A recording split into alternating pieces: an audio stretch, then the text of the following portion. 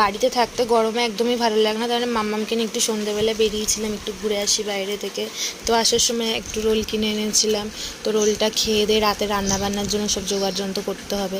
তো রাতে বানিয়েছিলাম আজকের একটু তড়কা ভিজিয়েছিলাম, তো তড়কাটার জন্য ডিম তড়কা করব বলে, তো তার জন্য একটু জোগাড়যন্ত্র করে সব রেডি ফেডি করে নিয়ে পেঁয়াজ ভাজা বসিয়ে দিয়েছি। তারপর টমেটো কুচি, ডিম ভেজে কুচিয়ে রেখে ওখানে রেখে দিয়েছি। তারপর একটু কসুরি মেথি ভেজে ওটাকে গুঁড়ো করে রেখে দিয়েছি। তো ভালোভাবে আমি তড়কাটাকে করব। আর আমার বর একটু রুমাল রুটি কিনে আনবে। আমি রুটি মানে বানানোর অত টাইম হয় না, তো ওকে বলেছি একটু রুটি কিনে আনতে। তো ওই রুটি দিয়ে রাত্রিবেলায় ডিম তড়কাটা খাবো আজকের।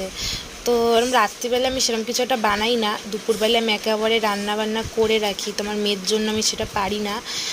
তো আজকে হঠাৎ একটু ইচ্ছে হলো যে রাত্রিবেলা একটু ডিম তড়কা করি। তো আজকে একটু ডিম তড়কা করছিলাম। দেখো, তোমাদের ভালো লাগলে কমেন্ট করে জানিও আমার রেসিপিটা কেমন লাগলো দেখে।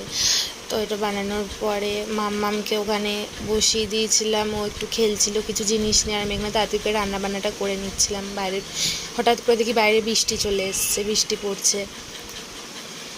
দেখো পেঁয়াজটা ভাজা ভাজা হয়ে এসছে। তো এরপর আমি মশলাটা ভালো করে কষিয়ে নিয়ে তড়কাটা কিছুক্ষণ পরে সেদ্ধ করে রেখেছি, তড়কাটা দিয়ে ভালো করে কষিয়ে রেডি করে নেবো। আমার ডিম তড়কাটাই বেশি ভালো লাগে। তড়কা বানালে আমি ডিম দিয়েই করি, নয়তো আমার ভালো লাগে না খুব একটা খেতে।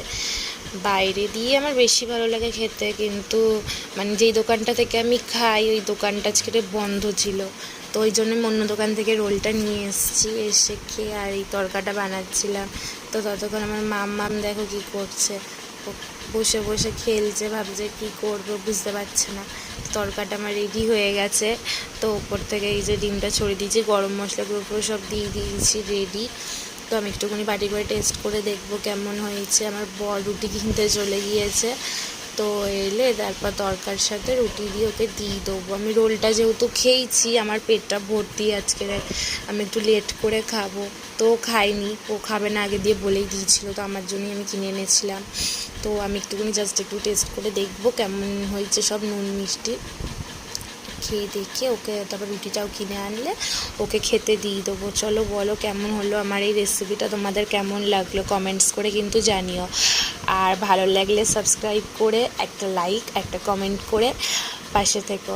চলো টাটা বাই বাই। পরের ভিডিও দেখতে হলে সাবস্ক্রাইব করে পাশে থাকবে। ওকে চলো টাটা বাই বাই, ভালো থেকো সুস্থ থেকো, লাভ ইউ, টেক কেয়ার।